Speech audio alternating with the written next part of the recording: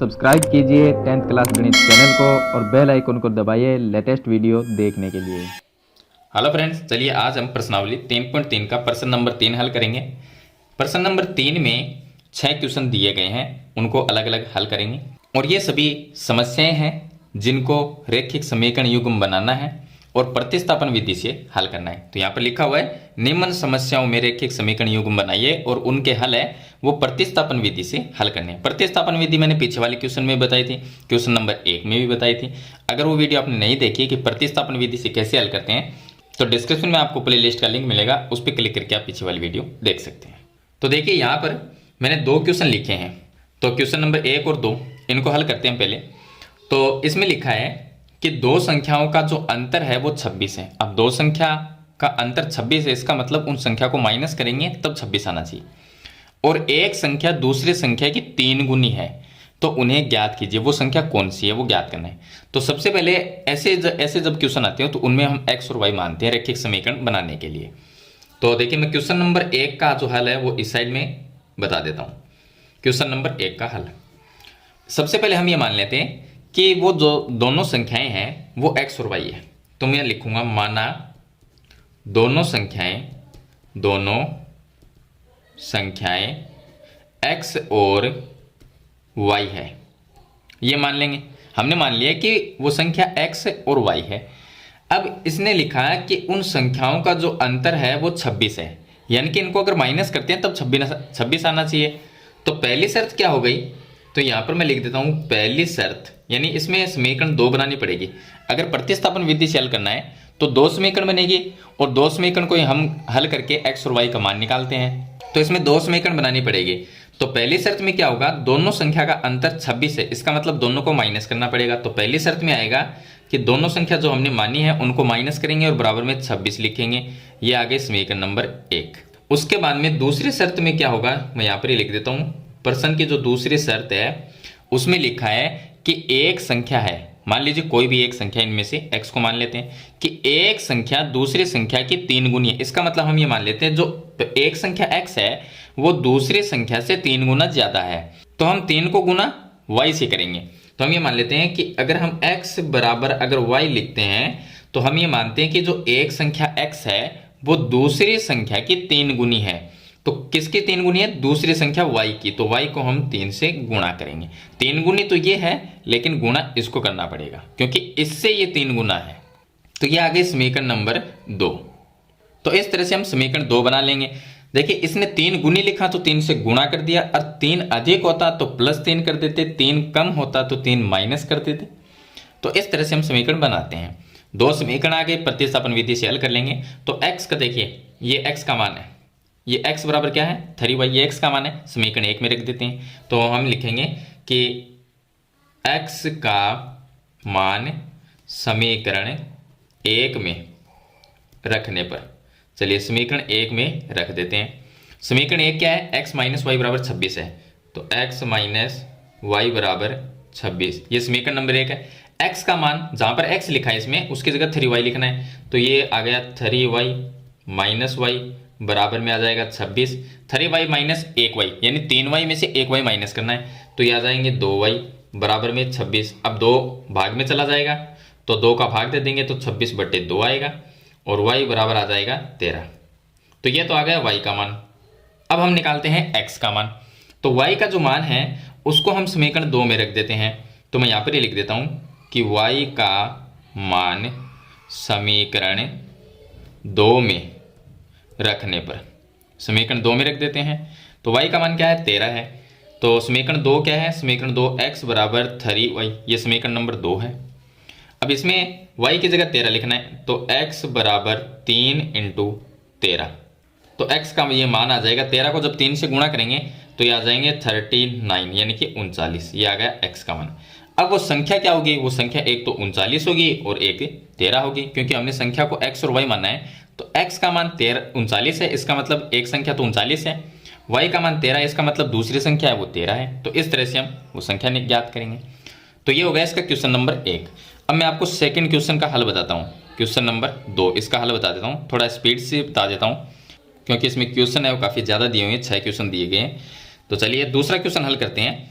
इसने लिखा कि दो संपूरक कोण, पहले तो आपको ये पता होना चाहिए संपूरक कोण क्या है। संपूरक कोण मतलब दो कोई भी कोण जिनको अगर योग करें यानी कि प्लस करें तो 180 डिग्री आना चाहिए, तो वो संपूरक कोण होते हैं। तो दो संपूरक कोणों में बड़ा कोण छोटे कोण से 18 डिग्री अधिक है। तो हम मान लेते हैं कि माना जो बड़ा कोण है, बड़ा कोण उसको हम x मान लेते हैं और जो छोटा कोण है उसको हम y मान लेते हैं। तो अपनी मर्जी से हम x y मान लेंगे। चलिए, बड़ा कोण तो हो गया x और छोटा कोण हो गया y। इसने लिखा है दो संपूरक कोणों में बड़ा कोण छोटे कोण से 18 डिग्री अधिक है, उन्हें ज्ञात कीजिए। तो पहले तो संपूरक कोण कौन से हैं जिनका योग 180 डिग्री होता है। तो हमने दो कोण मान लिए, इनका योग 180 डिग्री के बराबर करेंगे तो समीकरण 1 बनेगी, क्योंकि संपूरक कोण वो होते हैं जिनका योग 180 होता है। तो पहली शर्त में तो हम ये लिखेंगे, समीकरण 2 बनानी पड़ेगी। पहली शर्त में तो आएगा कि दोनों का योग 180 होना चाहिए, क्योंकि ये संपूरक कोण है। तो x प्लस वाई बराबर 180 डिग्री, ये तो आ गई समीकरण नंबर 1। और दूसरी जो प्रश्न की शर्त है उसमें ये लिखा है कि जो बड़ा कोण है वो छोटे कोण से 18 डिग्री अधिक है। तो बड़ा कोण तो x है और छोटा कोण y है। तो बड़ा जो कोण है वो 18 डिग्री किससे अधिक है? छोटे कोण से। तो छोटे कोण में 18 को प्लस कर देंगे, तो ये बन गई समीकरण नंबर 2। अब ये जो x का मान है वो समीकरण 1 में रख देते हैं। तो यहाँ पर लिखेंगे x का मान समीकरण 1 में रखने पर, चलिए समीकरण 1 में रख देते हैं। तो समीकरण 1 क्या है? x प्लस वाई बराबर 180 डिग्री। x का मान y प्लस 18 है तो x की जगह लिख देंगे, तो ये समीकरण नंबर 1 है। इसके जगह हम लिखेंगे y प्लस 18 प्लस में y बराबर में 180 डिग्री। y प्लस वाई हो जाएंगे 2y और ये आ जाएगा 180 और 18 को इधर लेके आएंगे तो माइनस में 18 आ जाएगा। चलिए, अब आ जाएगा ये 2y बराबर 180 माइनस 18 तो 162 आ जाएगा और y बराबर 2 का भाग दे देंगे तो 162/2, तो y का ये मान आएगा। अब भाग देंगे तो ये आएगा 8 और 1 81 आ जाएगा। y का मान कितना आया? 81 आया। अब यहाँ पर y का मान 81 आ गया तो y का जो मान है वो समीकरण 2 में रख देते हैं। तो समीकरण 2 क्या है? x बराबर y प्लस 18। y का मान 81 है तो x बराबर y की जगह 81 प्लस में 18 प्लस कर देंगे तो x बराबर ये आ जाए 8 और 1 ये आ गया 9 और 9 99। तो x का मान तो 99 और y का मान 18। इसका मतलब जो बड़ा कोण है, बड़ा जो कोण है उसका मान तो आ गया 99 और जो छोटा कोण हमने y माना था उसका मान आ गया 81। अब अगर दोनों को जोड़ के देखते हैं तो 180 होता है, तो दोनों क्या है? संपूरक कोण है। तो इस तरह से प्रश्न नंबर 2 को हल करेंगे। चलिए, इसके बाद में हम क्वेश्चन नंबर 3 है वो हल करते हैं। अब इसका प्रश्न नंबर 3 देखिए। प्रश्न नंबर 3 में दिया है एक क्रिकेट टीम के कोच ने 7 बल्ले और 6 गेंदे यानी 7 बल्ले और 6 बॉल खरीदी, कितने रुपए में? 3800 रुपये में। बाद में उसने 3 बल्ले और 5 बॉल खरीदी 1750 रुपये में। प्रत्येक बल्ला यानी एक बल्ले का और एक बॉल का मूल्य कितना है? तो हम मान लेंगे, माना एक बल्ले का मूल्य x रुपये है और एक बॉल का मूल्य y रुपये है, ये मान लेंगे। अगर एक बल्ले का मूल्य, अब पहली शर्त क्या होगी प्रश्न की वो लिख देते हैं। पहली शर्त में अगर एक बल्ले का मूल्य x रुपये है तो 7 बल्ले का मूल्य कितना होगा? 7x रुपये होगा, तो ये आ गया 7x और प्लस में एक बॉल का मूल्य y रुपये तो 6 बॉल का मूल्य कितना हुआ? 6y रुपये। बराबर में दोनों के अगर रुपए जोड़ते हैं यानी कि दोनों का मूल्य अगर जोड़ेंगे तो 3800 है, तो दोनों के आगे लिख देंगे 3800, यह आ जाएगा। इसको नाम देंगे समीकरण नंबर 1। और दूसरी जो शर्त है प्रश्न की उसके अकॉर्डिंग हमें दिया गया है कि उसने बाद में 3 बल्ले खरीदे तो एक बल्ले का मूल्य x तो 3 बल्ले का 3x रुपये, ये हो जाएगा। और प्लस 5 बॉल खरीदी, एक बॉल का मूल्य y तो 5 का 5y रुपये और दोनों का जो मूल्य जोड़ेंगे तो वो 1750 होगा, तो ये आ गया 1750, तो ये हो गया समीकरण नंबर 2। चलिए, दोनों समीकरण को हल करेंगे प्रतिस्थापन विधि से और x और y का मान ज्ञात करेंगे, यानी एक बल्ले का मूल्य एक बॉल का मूल्य। तो समीकरण 1 को हल करते हैं, तो मैं लिख देता हूँ यहाँ पर समीकरण 1 से। समीकरण 1 से अगर x का मान निकालते हैं तो समीकरण 1 क्या है? 7x प्लस में 6y बराबर में 3800 और इसको हल करेंगे तो x का अगर मान निकालें तो मैं डायरेक्ट बता देता हूँ, ये आएगा 3800 और माइनस में आ जाएगा 6y और बट्टे में आ जाएगा x के गुणा में 7 है, ये आ गया x का मान। इसको नाम दिया समीकरण नंबर 3। अब समीकरण जो 3 में x का मान है वो समीकरण 2 में रख देते हैं। तो चलिए मैं यहाँ पर लिख देता हूँ कि x का मान समीकरण 2 में रखने पर समीकरण 2 में लिख देते हैं। समीकरण 2 क्या है? समीकरण 2 3x प्लस 5y बराबर 1750 है। तो समीकरण 2 यहाँ पर लिख देता हूँ, 3x प्लस में 5y बराबर में 1750, ये समीकरण नंबर 2 है। x की जगह ये मान लिखना है, तो 3 का 3 रहेगा, ये आ गया 3 और इसके गुणा में 3800 ये आ जाएगा, माइनस में 6y और बटे में 7 और प्लस में 5y और बराबर में 1750 ये आ जाएगा। चलिए आगे हल करते हैं इसको। अब देखिए यहाँ पर जो 3 है इसको हम 3800 से गुणा कर देंगे तो कितना आएगा, देखिए ये तो आ जाएंगे 0 और फिर 0, 8 3 ये होते हैं 24 और 9 और 2 11, 11400 आ जाएगा। माइनस में 6y को 3 से गुणा करेंगे 18y और बट्टे में इसके ये 7 है वो 7 ही आ जाएगा और प्लस में ये 5y और बराबर में 1750। अगर सभी के बट्टे में 1 लिख के अगर इसका एलसीएम लेते हैं तो यहाँ से तो ये 7 हट जाएगा, एलसीएम लेंगे तो अगर इसका एलसीएम लेते हैं तो 7 हट जाएगा। चलिए मैं यहाँ पर आगे बता देता हूँ। अगर बट्टे में हम एलसीएम लिखते हैं 7 तो क्या होगा, ये जो 7 है देखिए यहाँ पर जो 7 है वो यहाँ से तो हट जाएगा क्योंकि 7 का भाग 7 में चला गया, तो 11400 माइनस 18y ये आ जाएगा 11400 माइनस में 18y ये आ जाएगा और प्लस में आ जाएगा, यहाँ पर नीचे 1 है 7 में भाग गया 7 बार, 5y से गुणा करेंगे तो ये हो जाएंगे 35y और बराबर में 1750 को भी 7 से गुणा करने पड़ेगा क्योंकि नीचे 1 है, भाग देंगे तो 7 बार ही जाएगा। तो अगर इसको हम गुणा करते हैं तो ये आता है 0 और 5 को जब 7 से गुणा करेंगे तो ये 35 का 5 आ जाएगा और फिर 7 को 7 से गुणा करेंगे और 3 प्लस करेंगे तो ये आ जाएगा 52 का 2 लिख देंगे और 7 और 5 ये आ जाएंगे 12250 आ जाएगा। चलिए अब आगे हल करते हैं। आगे हल करेंगे तो ये बीच में बराबर का चिन्ह है, एलसीएम को छोड़ देंगे, बाकी जो संख्या उसको लिख लेंगे। 35y ये हो गया माइनस में 18y है तो ये रह जाएगा 17y बराबर में ये आ गया 12250 माइनस 11400, इनको माइनस करेंगे तो 850 रह जाएंगे तो ये आ गया 17y बराबर 850 और y बराबर 850 बट्टे में 17 आ गया। तो y का ये मान आएगा 85 में 17 का भाग जाता है 5 बार और ये 0 का 0, तो y का मान तो आ गया 50। अब y का जो मान है वो हम समीकरण 3 में लिख देते हैं। तो यहाँ पर आपको लिखना पड़ेगा कि y का जो मान है वो हम समीकरण नंबर 3 में रखने पर, चलिए y का मान इसमें रख देते हैं। अगर समीकरण 3 में रखेंगे तो x बराबर ये आ गया 3800 और माइनस में 6 इंटू y का मान 50 लिखना है, ये आ गया 50 बट्टे में इसके 7 आ गया तो ये x बराबर 3800 और माइनस में आ जाएगा 300 तो ये आ गया 300 और बट्टे में आ गया 7।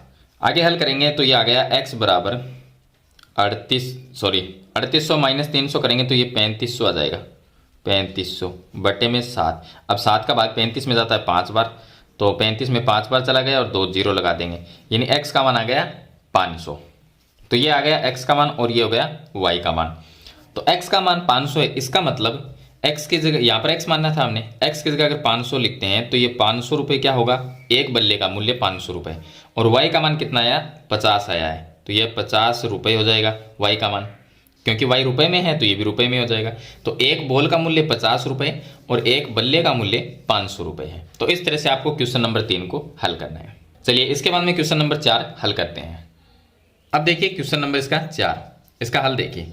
इसमें लिखा है कि एक नगर में टैक्सी के भाड़े में नियत भाड़े कहते हैं, नियत भाड़ा का मतलब एक फिक्स किराया है टैक्सी में बैठने का। अगर टैक्सी में आप बैठते हो, मान लीजिए वो अगर फिक्स किराया उसका 5 रुपये, तो 5 रुपये तो आपको देना ही पड़ेगा। उसके अलावा जितनी भी दूरी आप तय करोगे, मान लीजिए आप 2 किलोमीटर गए या 5 किलोमीटर गए, उसका किराया अलग लगेगा और नियत किराया है वो तो आपको देना ही पड़ेगा।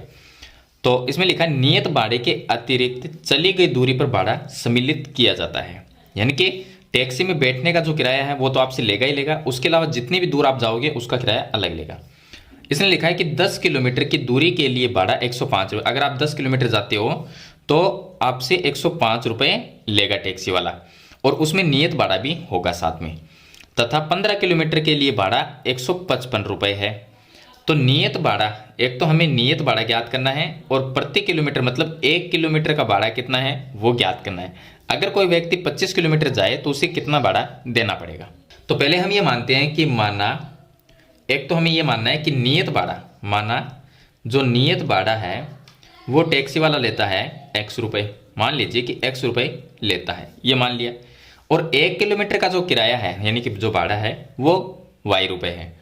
तो हम ये मान लेंगे कि 1 किलोमीटर का भाड़ा, 1 किलोमीटर का जो भाड़ा है मान लीजिए वो y रुपये लेता है, ये मान लिया।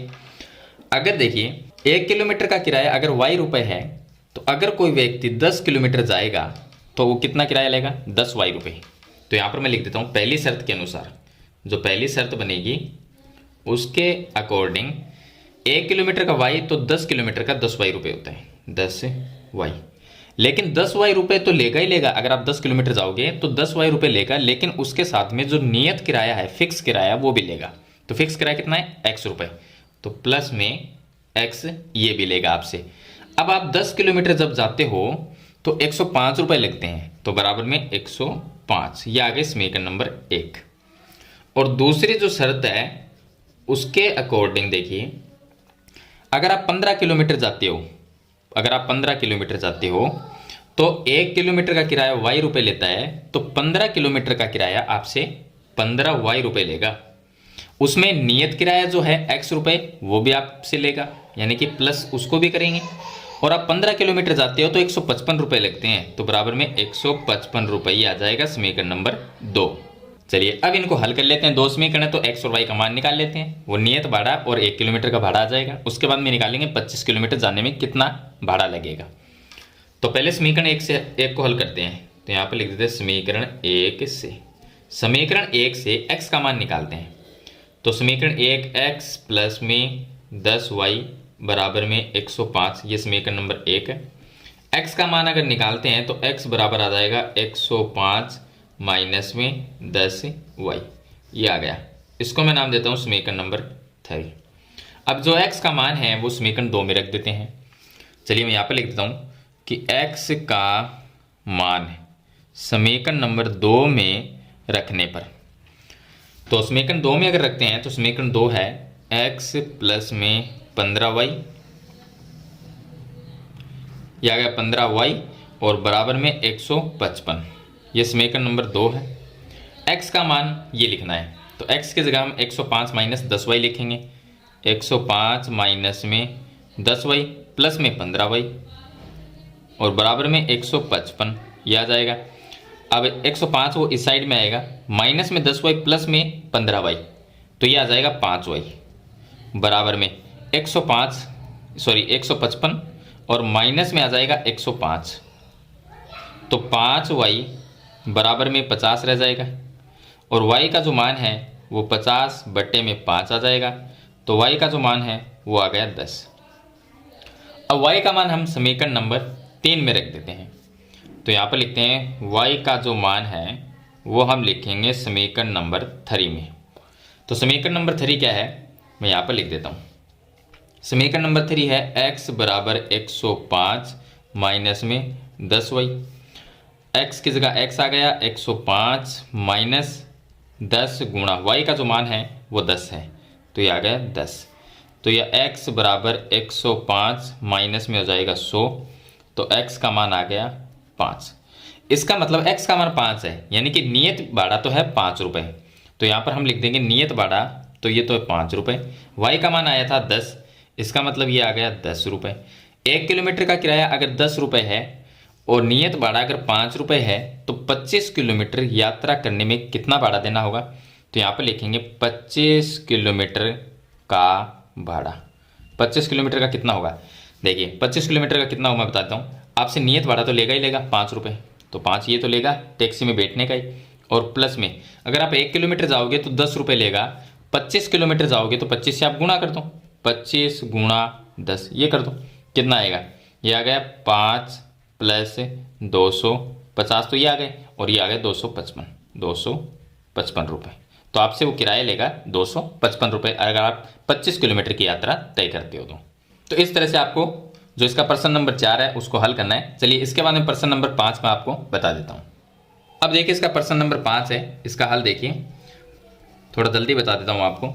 यदि किसी भिन्न के अंश और हर में, भिन्न का मतलब होता है जो संख्या बट्टे में लिखी होती है, यदि किसी भिन्न के अंश और हर में 2 जोड़ दिया जाए और तो वह 9/11 हो जाती है। यदि अंश और हर में 3 जोड़ दें तो वह 5/6 हो जाती है। तो वह भिन्न ज्ञात कीजिए। तो माना भिन्न, पहले हम वो भिन्न ज्ञात करनी है, तो मान लेंगे कि माना वह जो भिन्न है वो x/y है, क्योंकि भिन्न संख्या होती है जो बट्टे में लिखी होती है। अब यहाँ पर जो 9/11 ये भी एक भिन्न है और 5/6 ये भी एक भिन्न है, तो हम मान लेंगे जो हमें ज्ञात करनी है वो x/y है।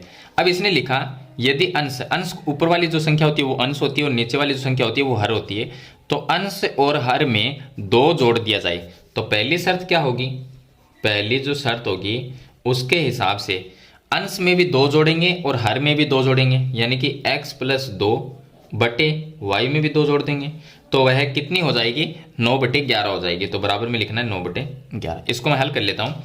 अगर मैं 11 को इससे गुणा करता हूँ और इसको मैं इससे गुणा करता हूँ तो ये आ जाएगा, देखिए x+2 को 11 से गुणा करेंगे तो 11x के साथ में गुणा होगा 11x प्लस 2 11 से गुणा होगा 22, और बराबर में 9 को इनसे गुणा कर लेते हैं y+2 से, तो 9 को y से गुणा किया 9y, और प्लस 2 को 9 से गुणा करेंगे 9 दूनी 18।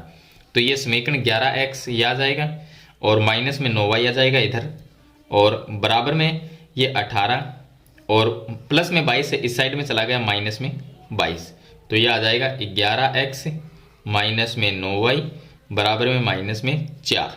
ये आ गए समीकरण नंबर 1। चलिए इसी तरह से हम दूसरे समीकरण को हल करते हैं। तो दूसरी शर्त में क्या होगा, दूसरी शर्त में जो समीकरण बनाएंगे उसमें क्या होगा, यदि अंश में और हर में 3 जोड़ दिया जाए, तो ये भिन्न है, इसमें 3 जोड़ना है, ऊपर भी 3 नीचे भी 3, तो क्या बनेगा x+3 और y+3, तो वह भिन्न 5/6 हो जाती है, यानी कि बराबर में 5/6। अब इसको हल किया है उसी तरह से इसको हल कर लेंगे। तो मैं एक बार 6 को x+3 से गुणा करता हूँ, तो ये 6x प्लस में और 6 तेरी 18 बराबर 5 को y+3 से गुणा करेंगे तो 5y+3 को 5 से गुणा करेंगे तो ये आ गया 15। अब ये समीकरण क्या बनेगी, 6x है वो 6x आ गया, और 5y है इस साइड में आएगा तो माइनस में 5y बराबर में 15 तो पहले से है, 18 इधर आएगा माइनस में हो जाएगा, तो ये आ गया 6x माइनस में 5y बराबर में -3। इसको नाम देंगे समीकरण नंबर 2। अब समीकरण 1 और 2 को प्रतिस्थापन विधि से हल करते हैं। तो समीकरण 1 से मैं x का मान निकाल लेता हूँ, तो मैं यहाँ पर लिखता हूँ कि समीकरण 1 से अगर x का मान निकालते हैं तो समीकरण 1 है 11x माइनस में 9y बराबर माइनस में 4। तो x का मान क्या आएगा, x बराबर हम लिख सकते हैं माइनस में 4 और 9y इधर आके प्लस में 9y और बट्टे में 11 के गुणा x के गुणा में 11 है तो वो बट्टे में आ गया, तो ये x का मान आ गया। समीकरण नंबर 3 नाम देते हैं। x का जो मान है वो समीकरण 2 में रख देते हैं, तो यहाँ पर लिखना पड़ेगा x का मान समीकरण 2 में रखने पर। तो समीकरण 2 क्या है, 6x माइनस में 5y बराबर -3, ये समीकरण नंबर 2 है। इसमें x की जगह ये लिखना है, तो 6 की जगह 6 रह गया और x की जगह आ जाएगा माइनस में 4 प्लस में 9y बट्टे में 11 और माइनस में 5y बराबर -3। यहाँ पर x की जगह हमने सिर्फ ये मान लिखा है, बाकी सेम टू सेम ही लिखा है। आगे हल कर लेते हैं। तो 6 को अगर मैं 4 से गुणा करता हूँ तो माइनस में 24 प्लस में 9 छक 54 होते हैं, तो ये 54y और बट्टे में इसके 11 रहेगा, माइनस में ये 5y आएगा बराबर माइनस में 3 आ जाएगा। अब आगे अगर इसके नीचे 1 लिखेंगे, इसके नीचे 1 लिखेंगे, हल करेंगे तो 11 इसका एलसीएम आएगा, तो मैं एलसीएम ले लेता हूँ 11। तो ये 11 से 11 तो कट गया, तो -24 प्लस 54y ऐसा कैसा आएगा, माइनस में 24 प्लस में ये हो गया 54y और माइनस अब 11 को 5y से गुणा करना पड़ेगा, तो ये आ गया 55y। तो आपको इतना तो आता है, ये एलसीएम लेके हल करना।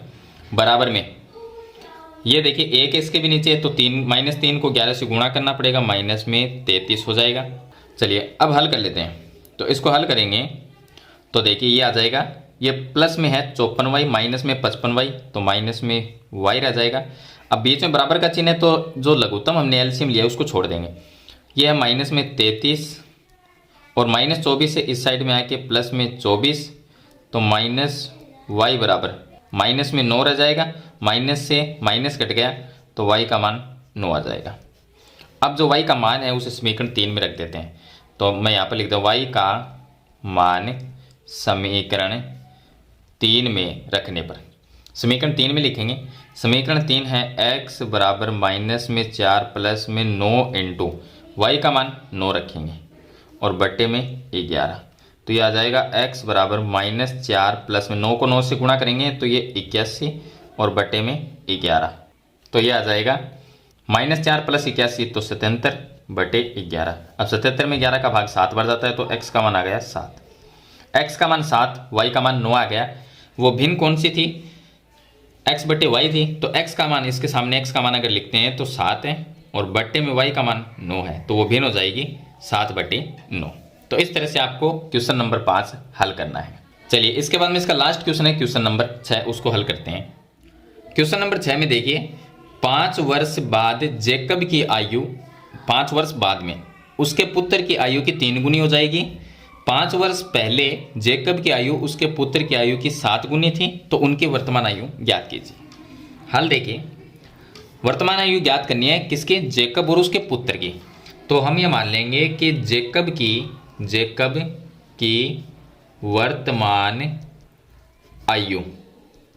वर्तमान आयु x वर्ष है, ये मान लेंगे। यहाँ पे लिखना है माना जेकब की वर्तमान आयु x वर्ष, क्योंकि वर्तमान आयु ज्ञात करनी है तो उसको मान लेंगे। और पुत्र की वर्तमान आयु, ये इसको मान लेंगे y वर्ष। तो जेकब x वर्ष का है और पुत्र y वर्ष का है, ये हमने मान लिया। क्योंकि x और y का मान ज्ञात करेंगे तो इनकी वर्तमान आयु आ जाएगी। अब समीकरण कैसे बनाएंगे? तो देखिए पहली शर्त में क्या होगा, प्रश्न की जो पहली शर्त है इसमें 2 शर्त दी गई है। ऐसे क्वेश्चन जो होते हैं उनमें 2 शर्त होती है। पहली शर्त में ये है कि 5 वर्ष बाद जेकब की जो आयु है उसके पुत्र की आयु की 3 गुनी हो जाएगी, ये पहली शर्त है। तो अब यहां से हम समीकरण बनाएंगे, तो इसका मतलब देखिए 5 वर्ष बाद, तो ये तो हमने वर्तमान आयु मानी है, तो 5 वर्ष बाद क्या होगा?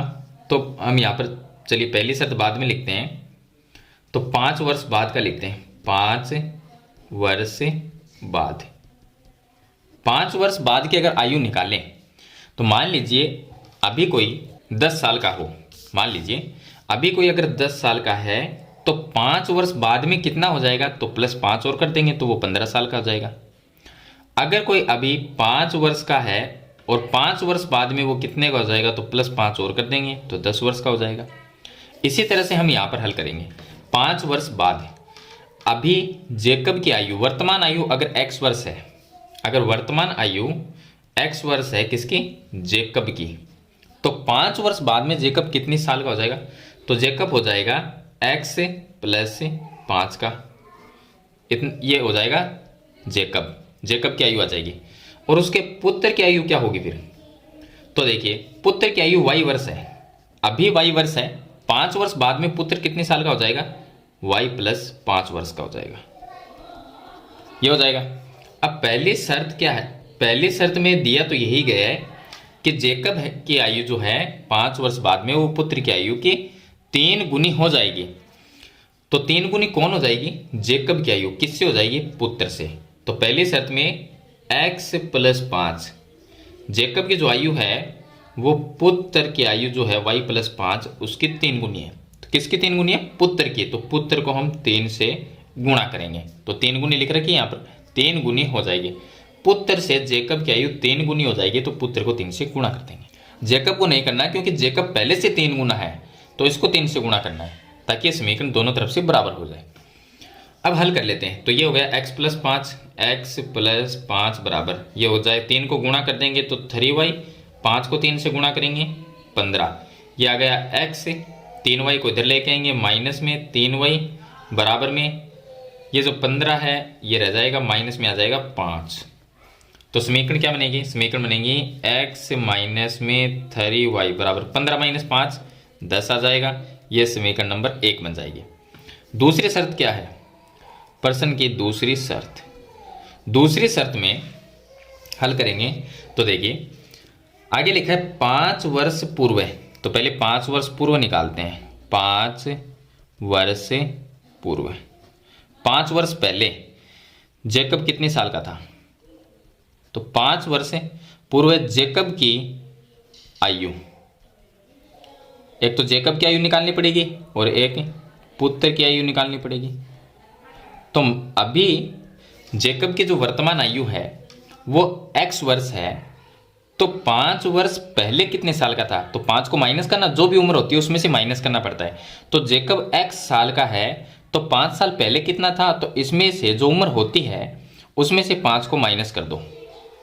और पुत्र है उसकी उम्र y वर्ष है, यानी कि y साल का है, y वर्ष का है अभी है।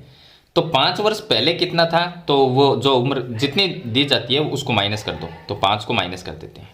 तो ये जेकब की 5 वर्ष पहले की आयु आ गई और पुत्र की भी आयु हो गई। अब आगे लिखा है कि 5 वर्ष जो पूर्व है जेकब की जो आयु थी वो पुत्र की आयु की 7 गुनी थी, तो जेकब 7 गुना इससे बड़ा था। तो 7 को गुणा किससे करेंगे, पुत्र को 7 से गुणा करेंगे।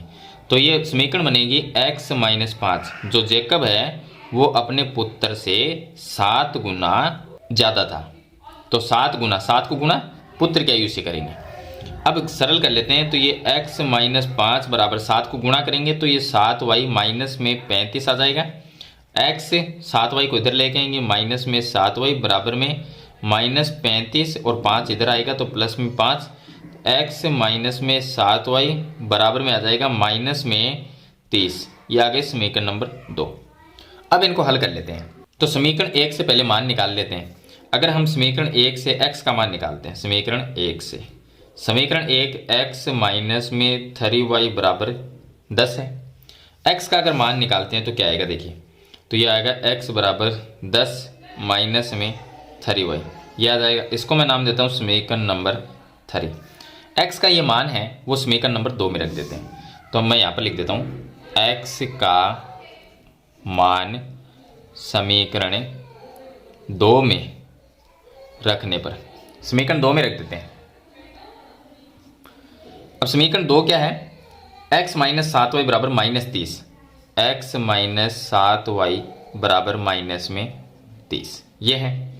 x का मान 10 माइनस 3y, तो x किस जगह लिखना है 10 माइनस में 3y माइनस में 7y बराबर माइनस में 30, ये आ जाएगा। अब 10 की जगह 10 माइनस में 3y माइनस में 7y, तो माइनस में 10y बराबर माइनस में 30 आ जाएगा। ये 10 इधर आके माइनस में हो जाएगा, तो माइनस में 10y बराबर माइनस 30 तो पहले से और माइनस 10 और आ जाएगा, तो माइनस में 40, माइनस से माइनस कट गया तो y बराबर 40/10, तो y का मान आ जाएगा 4। y का मान 4 है, इसका मतलब कि उम्र किसकी है, ये पुत्र की आयु है। अब y का मान आ गया तो x का भी निकालना पड़ेगा। y का जो मान है वो समीकरण नंबर 3 में रख देते हैं। ये जो समीकरण 3 है इसमें रख देते हैं। तो यहाँ पे लिखना पड़ेगा कि y का मान समीकरण 3 में रखने पर, समीकरण 3 में रख देते हैं। तो समीकरण 3 x बराबर 10 माइनस 3 और गुणा y का जो मान है वो 4 आया था, तो यहाँ पर मैं रख देता हूँ 4। तो x बराबर, देखिए यहाँ पर एक छोटी सी मिस्टेक हो गई हमसे। यहाँ पर जो समीकरण 1 को जब हमने हल किया था तो x माइनस 3y बराबर 10 था, तो x बराबर आना चाहिए 10 प्लस 3y, 10 प्लस 3y आना चाहिए। अगर 10 प्लस 3y आएगा तो ये मान हमें यहाँ पर लिखना था, x का मान समीकरण 2 में। ये जो समीकरण 2 है इसमें x की जगह हमें 10 प्लस y रखना था और हमने 10 माइनस कर दिया, तो ये प्लस होगा। और फिर उसके बाद में आगे हल करते हैं। तो चलिए यहाँ से इसको काट देते हैं, यहाँ से फिर से हल करते हैं। तो 10 प्लस 3y ये हो गया, मैं यहाँ पर बता देता हूँ आपको 10 और प्लस में 3y माइनस में 7y, तो ये माइनस में 4y रह जाएगा, माइनस में 4y बराबर माइनस में 30, ये रह जाएगा। चलिए अब 10 इस साइड में आके माइनस में हो जाएगा, तो माइनस में 4y बराबर माइनस में 30 और माइनस में 10 आ जाएगा, तो माइनस 4y बराबर माइनस में 40, माइनस से माइनस कट गया तो y का मान 40/4 ये आ जाएगा, और y का मान 40 में 4 का भाग गया 10 बार, तो y का मान आ गया 10। अब जो y का मान है यहाँ पे लिखता हूँ मैं, y का मान समीकरण 3 में रख देते हैं, ये समीकरण 3 है, इसमें रख देते हैं। समीकरण 3 में रखने पर समीकरण 3 है x बराबर 10 प्लस में 3y। अब y का मान 10 रखना है, तो x की जगह x प्लस में 10 गुणा 3, y का मान 10 रखेंगे तो ये आ गया 10, तो x बराबर 10 प्लस में 3 गुणा 10 30 हो जाएगा, तो x का मान आ गया 40। ये आ गया x का मान और ये आ गया y का मान। x का मान 40, y का मान 10 है, तो x का मान तो देखिए ये x है यहाँ पर, इसके जगह अगर हम 40 लिखते हैं तो 40 वर्ष किसकी आयु होगी, जेकब की, और पुत्र y का मान कितना है 10, तो इसकी जगह अगर 10 लिखते हैं तो पुत्र की वर्तमान आयु 10 वर्ष होगी। तो दोनों की हमें वर्तमान आयु ज्ञात करनी थी, तो जेकब की वर्तमान आयु 40 वर्ष हो जाएगी और पुत्र की वर्तमान आयु 10 वर्ष हो जाएगी। तो इस तरह से आपको जो लास्ट क्वेश्चन है इसका उसको हल करना है। तो मेरे ख्याल से ये क्वेश्चन आपको समझ में आ गए होंगे। फिर भी इनके बारे में कोई सवाल या सुझाव है तो मुझे कमेंट बॉक्स में ज़रूर लिखना। वीडियो अगर पसंद आए तो इसे लाइक और शेयर जरूर कर देना। इस चैनल पर नहीं है तो सब्सक्राइब करना। हम मिलते हैं नेक्स्ट वीडियो में, तब तक के लिए थैंक यू।